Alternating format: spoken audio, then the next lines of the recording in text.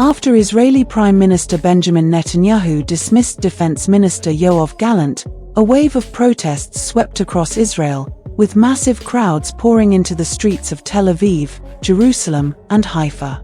The dismissal, which followed Gallant's vocal concerns about Netanyahu's handling of hostages and his approach to the ongoing Israel-Gaza conflict, appeared to hit a nerve among Israelis already feeling mounting frustration over government decisions. In Tel Aviv, demonstrators flooded central thoroughfares, holding up banners and placards that read Bibi Traitor in bold letters, and enough with the lies.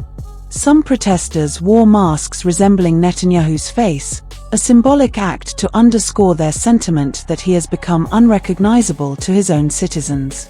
Chants echoed through the streets as speakers denounced the decision to oust Gallant, questioning why the government chose to silence someone voicing concerns over critical national security matters.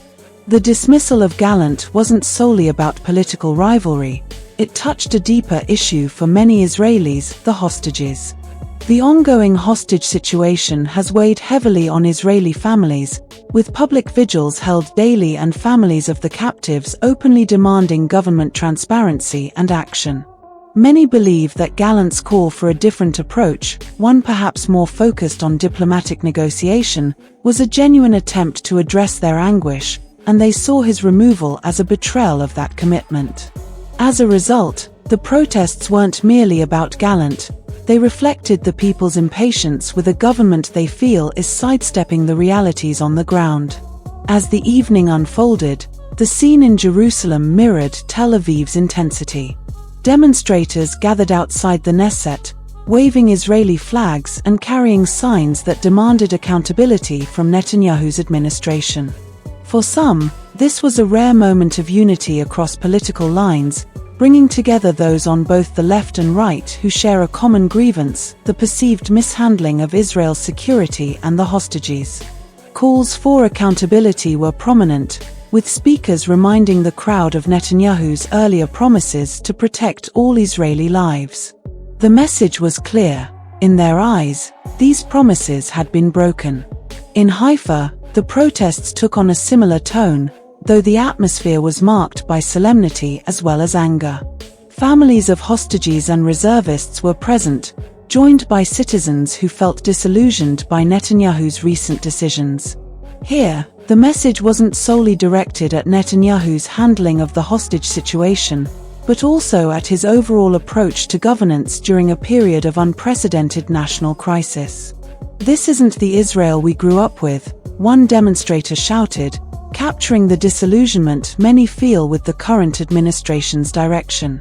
Throughout the night, social media channels were flooded with live footage of the protests, amplifying the demonstrators' message both within Israel and internationally.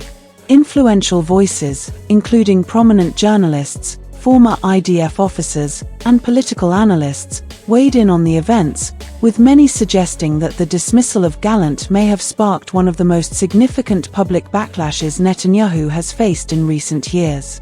Some political commentators drew parallels between Netanyahu's current predicament and other moments of political crisis in Israel's history, noting that the depth of frustration on display was reminiscent of times when Israelis felt their very identity was at stake.